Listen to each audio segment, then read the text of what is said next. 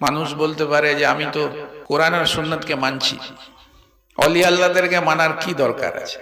তো অলি আল্লাহদের জীবনী কি কোরআন আর সুন্নাতের খিলাফ আছে? তারা তো কোরআন আর সুন্নাতের অনুযায়ী জীবনযাপন করেছেন। এবার যদি কেউ বলে যে অলি আল্লাহদেরকে কেন মানবো, কি প্রয়োজন আছে?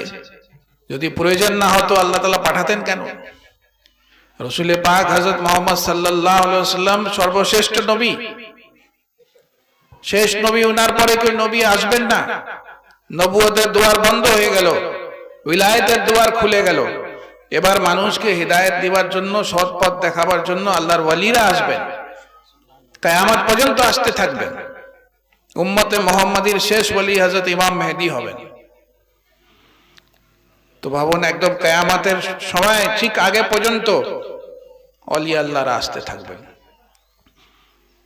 তো এই জন্য আল্লাহ তাআলা পাঠাবেন যেন তাদেরকে দেখে মানুষ দ্বীনের দিকে অগ্রসর হয়ে যায়, তাদের অন্তরে আল্লাহর মহব্বত আসে, ওনাদের আমল দেখে, ওনাদের তরিকা দেখে, ওনাদের কথা শুনে, ওনাদের ব্যবহার দেখে মানুষ যেন আল্লাহর রাস্তায় আসে। অবশ্যই রাসূল পাক সাল্লাল্লাহু আলাইহি ওয়াসাল্লাম আমাদের মাথার তাজ আছেন, আমাদের মাথার উপরে আছেন। ওনারই তরিকার উপরে তো আলিয়া আল্লাহরা চলছেন। প্রত্যেকটা যুগ আলাদা আলাদা হয়। রাসূল পাক সাল্লাল্লাহু আলাইহি ওয়াসাল্লামের যুগ আলাদা ছিল। 1400 বছর আগে যে পরিস্থিতি ছিল এখন কি সেই রকম আছে? তখন মানুষ উটের উপরে সফর করত, ঘোড়ার উপরে সফর করত, কোনো গাড়ি ছিল না, মোটর ছিল না, প্লেন ছিল না, ট্রেন ছিল না, কিছুই ছিল না। কিন্তু এখন যুগ পাল্টে গেছে, অনেক কিছু পাল্টে গেছে। তো প্রত্যেকটা যুগে আল্লাহ তাআলা দুনিয়ার বিভিন্ন প্রান্ততে আল্লাহ তাআলা ওলি পাঠিয়েছেন।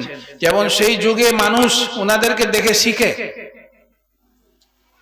তারা কিভাবে জীবন যাপন করছেন। নাহলে মানুষ বলতে পারে সেই 1400 বছর আগেকার জীবন তো আলাদা ছিল, এখন তো এত টেকনোলজি হয়ে গেছে, গুনার এত রাস্তা হয়ে গেছে, এত ধরনের বেঈমানি হয়ে গেছে, আমরা কি করে জীবন যাপন করব?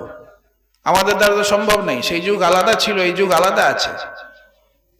সেই জন্য আল্লাহ তাআলা নিজের ওলিদেরকেও পাঠালেন। প্রত্যেকটা যুগে তারা সুন্নতে রাসূলের উপরে আমল করে দেখিয়ে দিয়েছেন। যে কোনো যুগ হোক, রাসূলের পাকের সুন্নতের উপরে আমল করা, কোরআনের উপরে আমল করা যে ওলি আল্লাহরা করে দেখিয়েছেন, সেই জিনিসটা যেন মানুষ ওনাদেরকে দেখে করতে পারে।